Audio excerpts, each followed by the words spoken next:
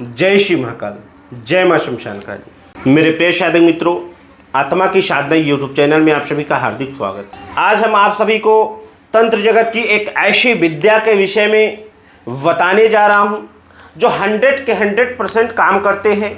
इसमें तनिक सवाल नहीं। इस विद्या का नाम है वशीकरण। वशीकरण का अर्थ ये है किसी भी व्यक्ति के मन, आत्मा, शरीर, चेतना पे नियंत्रित प्राप्त कर लेना, संपूर्ण रूप से काबू प्राप्त कर लेना ही वशीकरण विद्या कहलाती। आए दिन हमारे चैनल पे बहुत से ऐसे साधक हैं जो वशीकरण की विद्या की जानकारी प्राप्त करना चाहते हैं और बहुत से ऐसे पीड़ित हैं जिन्हें वशीकरण करवाना है। तो यह विद्या उन साधकों के लिए है जिनके पति अपनी पत्नी को छोड़ दिए हैं, जो प्रेमी अपनी प्रेमिका के तलाश में दर दर भटक रहे हैं। यदि कोई मित्र किसी से रुष्ट हो गया है या किसी भी व्यक्ति को अपने वश में करना है तो यह विद्या उनके लिए 100% कारगर विद्या है। वशीकरण का जो मेन उद्देश्य होता है किसी भी स्त्री को अपने वश में करना, किसी भी पुरुष को अपने वश में करना, देवी देवताओं को वश में करना, भूतों प्रेतों को वश में करना। वशीकरण का मेन उद्देश्य है वो विद्या जो सामने वाले को खींच के हमारे पास लाके हमारा गुलाम बना दे, उसी को वशीकरण कहते हैं। जो आज हम वशीकरण दे रहे हैं, विद्या दे रहे हैं, यह विद्या ना तो आपको किसी शास्त्रों में मिलेंगे, ना तो किसी पुस्तकों में मिलेंगे, ना ही किसी गुरु के मुख से आपको मिलेंगे। यह विद्या हमारे गुरु परंपरा में बहुत प्रचलित विद्या है। इसमें साधक को केवल एक छोटे से कार्य करने होते हैं जिसके माध्यम से किसी भी व्यक्ति का साधक वशीकरण कर सकता है। यह विद्या अद्भुत है, अनोखी है और 100 के 100% कारगर विद्या है। इस वशीकरण को करने के लिए ना तो साधक को किसी भी व्यक्ति को कुछ खिलाने होते हैं, ना तो पिलाने होते हैं, ना तो मंत्रों के जप होते हैं। यह विद्या एक छोटी सी क्रिया से सिद्ध होती है और साधक का 100% काम करती है, उसमें तनिक सवाल नहीं है। यदि किसी के पत्नी अपने पति से रूठ गई है, या कोई पति अपनी पत्नी से रूठ गए हैं, या कोई प्रेमिका अपने प्रेमी से दूर चली गई है और वह चाहता है कि हमारा रिश्ता फिर से स्थापित हो और अटूट हो, जो रिश्ता बने अटूट और विश्वसनीय बने, तो उन साधक भाइयों के लिए आज हम वशीकरण टोटका लेके आया हूँ। इस विद्या को कोई भी कर सकता है, साधक कर सकता है, स्त्रियां कर सकती है, पुरुष कर सकते हैं। इस विद्या को वही कर सकता है जिसके मन और इरादे नेक हो। इस विद्या को करने के लिए ना तो साधक को पवित्र होने होते हैं, ना तो स्नान करने होते हैं, ना तो किसी भी प्रकार के नियमों को करने होते हैं, ना तो कोई परहेज होता है। यह विद्या काफ़ी सरल है और 1000% कारगर विद्या है। आए दिन पति और पत्नी के बीच में लड़ाई झगड़े हो जा रहे हैं और लड़ाई झगड़े ऐसे हो जा रहे हैं कि छोटी से छोटी बातों पे तलाक का नौबत आ रहा है। तो यह विद्या उन्हीं साधकों के लिए है, उन्हीं व्यक्तियों के लिए है। एक बार आप आजमाएं। यदि आपका कार्य सिद्ध नहीं होता है तो हमारे वीडियो में आप कमेंट करके आपकी जो इच्छा हो वह बोल सकते। इस विद्या को करने के लिए साधक को एक पन्ने की ज़रूरत पड़ती है। जो पन्ना होता है, आप किसी भी फोटोकॉपी शॉप पे चले जाए, वहाँ से जो सफ़ेद पन्ना होता है वो सब पन्ना आप ले लें। उस पन्ने का 68 टुकड़ा कर ले, यानी कि 68 टुकड़ा कर ले। जैसे 68 टुकड़ा कर लेता है, अपने पास रख लेता है।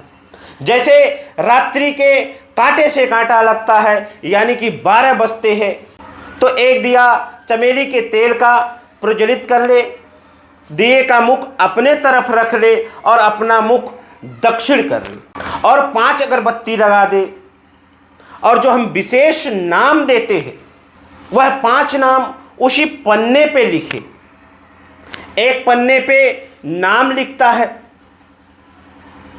जो हम 5 नाम देते हैं, जो 68 पन्ने हैं, उस एक पन्ने पे लिखने हैं साधक को, फिर फोल्ड करने अच्छे तरीके से और आटे गूंद लेने हैं। जो आटे होते हैं उसको गूंद लेने हैं, उसमें डाल के गोली बना लेने हैं, यानी कि लेई की गोली बना लेने हैं। उसमें वह नक्श को डाल के आटे की गोली बना लेने हैं और रख देने हैं। इसी प्रकार साधक निरंतर 68 बार यदि लिखता है और लिख के आटे की गोलियों में उस नक्श को डाल के गोली बना लेता है और सुबह जाके किसी दरिया में, किसी तालाब में, किसी पोखर में या किसी नदी में उसको प्रवाहित करता है। जो नाम साधक लिखता है उस नाम को साधक बोल के उस दरिया में फेंकता है। साधक इस बात का ध्यान रखे, जो भी हम नाम देते हैं उस नाम को शिद्दत से साधक पढ़ के ही लिखे। यह जो क्रिया है केवल 11 दिनों की क्रिया है और 12वें दिन साधक इस क्रिया से मनचाहा काम ले सकता है। इस क्रिया को जब साधक 12वें दिन करता है तो जो 5 नाम लिखे हैं कागज पे, उसके नीचे जिसको वश में करना है उसका नाम लिखे, माता का नाम लिखे। फिर साधक यदि वश में करना है तो मोहब्बत लिखे और फिर अपना नाम लिखे, फिर विनते लिख के अपनी माँ का नाम लिखे और फिर साधक उसका बाती बना ले, फोल्ड कर ले जैसे बाती बनाते हैं। फिर अपने बाएं पैर के जूते से 7 बार उसको जूता लगाए। फिर साधक माची से उस नक्श को जला दे। जैसे साधक यहाँ जूता लगाता है उसी प्रकार सामने वाले को जूता लगते हैं और सामने वाला का दिमाग और बुद्धि भ्रष्ट हो जाता है।